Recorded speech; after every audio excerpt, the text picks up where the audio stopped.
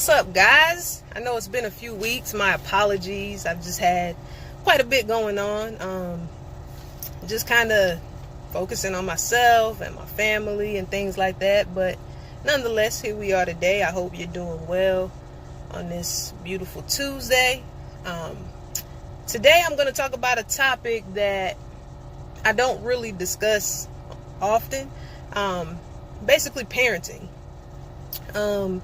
The reason why I don't really talk about parenting with any and everybody is because I think it's a controversial topic and we all have opinions, but it seems that on this particular topic, the most opinionated people have the least experience, or they live by a creed that I just can't get in line with. I woke up this morning and my face was broken out right here, so if you're wondering what's going on, so am I. But anyways, yeah, parenting. I've been a mom for 4.5 years now. And in that time, I will say I have had some of my most challenging moments because I was forced to face some things within myself and question some things within myself and, maneuver accordingly. Parenting to me is the most important role I play in life on a daily basis. Like, I love a lot of people, I love a lot of people. I care for a lot of people, but my son is my heart. Like, you hear people say this, or you see them posted on their photos all the time, like, oh, that's my heart walking outside of my body. Like, legit, that's facts. He's everything to me. And I can't think of any parallel love that I have ever experienced. And I know Christians or people who, live by the biblical hierarchy of how things should be. Your spouse, God, your spouse, and then it's like, I don't even know it, but I know that your spouse is supposed to come before your kids or whatever. But at the end of the day, everybody knows I love me some Greg. Everybody knows I love me some Gregory Monroe. That's my heart, my soulmate, my life partner. But my son, whom I carried in my womb for 9 months and nursed on my breast for a year, we just have a different type of bond, It's just the way it is. And I would lay down my life for him, no questions asked. I can't say that for anybody else. I'm gonna have some questions. Like, I gotta lay down my life for what? There's no alternative to this. I pray it never comes to that, but I'm just trying to, paint a picture for you of the depth of my love for my child. So yeah, this is why I don't really discuss parenting with any and everybody, because people have, crazy ideas and methods and stuff that they live by, and that's fine. That's theirs. That's their journey. That's their walk. I'm not judging you, but everything is not for everybody. I do not believe that there is a one-size-fits-all method to parenting. Even in being a parent to Austin these last 4.5 years, there's no one-size-fits-all method. We've tried different things. Certain things may work. That worked when he was 2 years old. By the time he was 2.5, it didn't work anymore. We had to, go back to the drawing board and figure some things out. Anyone who knows my son, he is brilliant. He's super funny. He's outgoing. And those are the very things that get him in trouble. He's outgoing. He's nonstop. He's always on the go. He always has something to say. He is just a big bursting ball of energy. And so, right now we're working on trying to, teach him how to maintain that and how to channel that into more positive things and just how to manage it within himself. Thank God he has a late birthday, so, he's going to be redshirted this year because he won't be 5 till October. So that works out. We still have a little more time to work on this thing before he starts kindergarten in 2020. But anywho, just to go back to like, you know, the way that I parent, or the way that my husband and I parent. One thing that, or a list of things that is important to me when it comes to parenting my son. Number one is that he knows that we love him no matter what. There is nothing that he could ever do to change that, period. The Walters family, we're very loving, affectionate group of people. My husband and I, we hug each other multiple times a day, kiss each other multiple times a day. We tell each other we love each other. This is nothing out of the ordinary for us. And in turn, we do the same to our son. We hug him every day. We kiss him every day. We tell him how great he is. We tell him we love him. We let him know, you know what I'm saying, the sky's the limit. You know, we nurture his interests. Whatever he's interested in, we explore it with him, because we want him to feel supported. We want him to be a confident individual. We want him to know that he's capable of doing whatever he puts his mind to. And we want that to be that. So, dang, it seems like my phone's going crazy now that I started recording. But, yeah. So when it comes to discipline, that has always been a revolving door. You know, we've tried a number of things, and soon after trying some of them, we're like, okay, we're going to stick with this because it's working. Or, nah, this ain't for our family. This isn't for our son. Kill that noise. One of those things that we threw out the window is spanking. I know it's probably a lot of people looking at me crazy, but let me tell you why. Have I ever spanked my son? I have. And I hated it. I felt like a horrible, horrible person. I felt like a horrible mother. Why? It's because I feel like spanking is an act of desperation when you feel like nothing else is working. I feel like it's lazy parenting. I feel like it's irrational. And I don't think that the action of inflicting pain onto your child gets the message that you want across to your child. For instance, how many times have you or someone in your world, how many times have you seen or experienced this? You see a kid, a toddler or a small child having a debate or a quarrel amongst themselves, and one of the kids hits the other,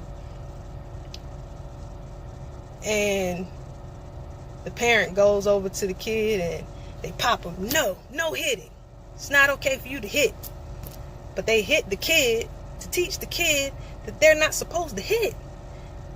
Is that not some retarded ass, confusing, fool ass shit? That's not stupid to you?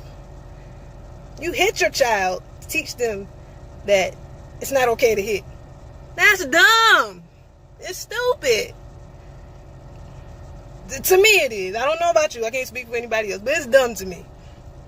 And as much as as hard as we work to build our son up and to uplift him and to teach him to stand on his own and to think for himself and how he's capable of doing whatever he sets his mind to, it broke my heart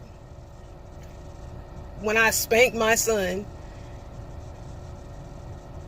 in the same, you know what I'm saying? It's like, I tell him I love him. I tell him he's great. I tell him, you know, he could do this or that, but I'm hurting him. Like, I'm his mother. I'm supposed to be loving him. I'm supposed to be teaching him things. I'm supposed to be nurturing him. I'm smarter than this. That has to be a better way to get through to him than this, because not only did it break my heart and make me feel like a horrible parent, but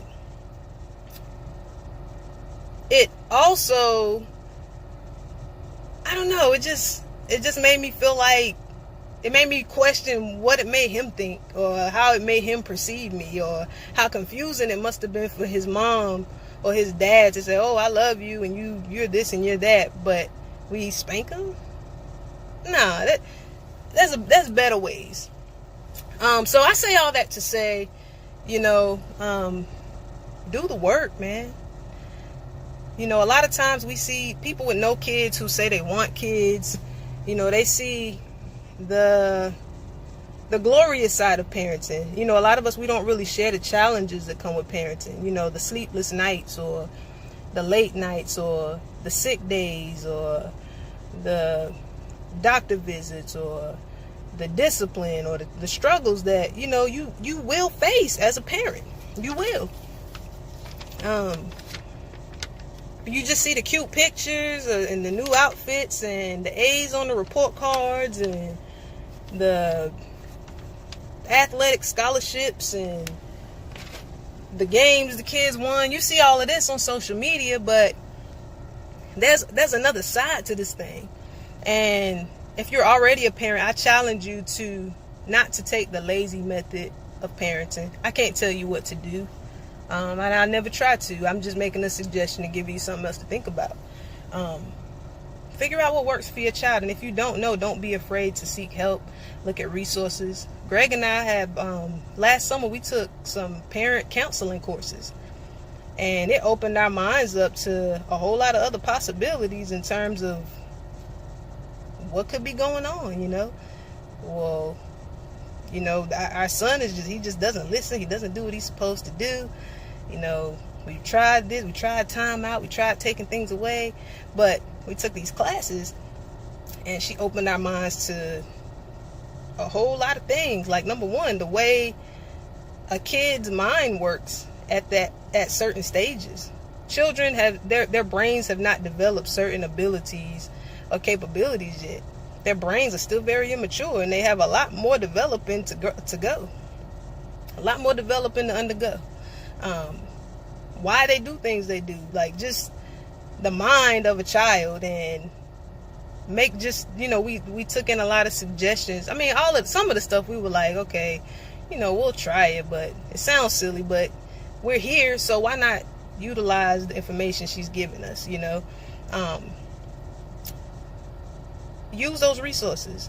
Read books, read articles, look, do whatever it is you need to do, and make sure that you know your child. Make sure you're spending time with your child. Make sure you're getting to know, not getting to know, if you haven't already, definitely start. You need to know your child. You need to know what they're into. You need to take interest in what their interests are. Put your phones away, get off social media, block out time for just you and your family, or you and your children, to give them your undivided attention, because they need that. They deserve that. They didn't ask to be here. You didn't ask to be here. And there's some things that you probably would have changed if you could have, looking back. So don't make those same mistakes. Let's start over. Let's be better.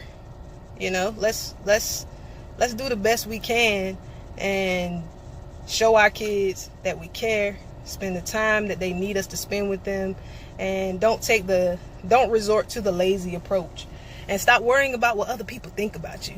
That's another thing. Like, when it comes to parenting, like, I'll give you an extreme example. This has never happened, and Lord, please don't ever let it, I pray. But I'm sure all of us have been in the grocery store at one time or another and seen a kid cutting up or throwing a tantrum on the cereal aisle or the ice cream aisle. And the first thing you want to say, oh, they need their ass whooped, or they need to do something with them, or whatever. And a lot of parents, unfortunately, because they see people like you scrutinizing them or judging them, they might hit their kid or do something that's uncharacteristic of what they would normally do. I, on the other hand, I can't say what I would do, but in situations where, your kid might do something to embarrass you, don't succumb to the temptation to appease people who don't matter. At the end of the day, what matters to me is that my son sees his mother and his father being consistent everywhere.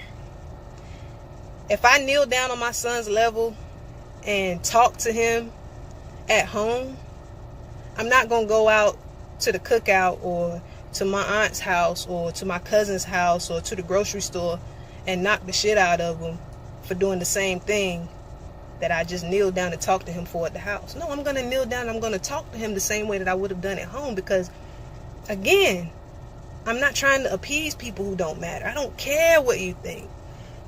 It's not important to me. What's important to me is that my son sees that his mom is going to be the same.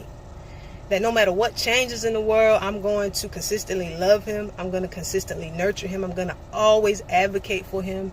I'm going to always set boundaries for him, teach him lessons, impart into him, plant seeds. I'm going to always do that.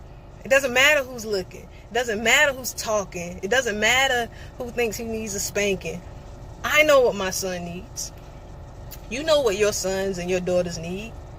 If you don't know, figure it out.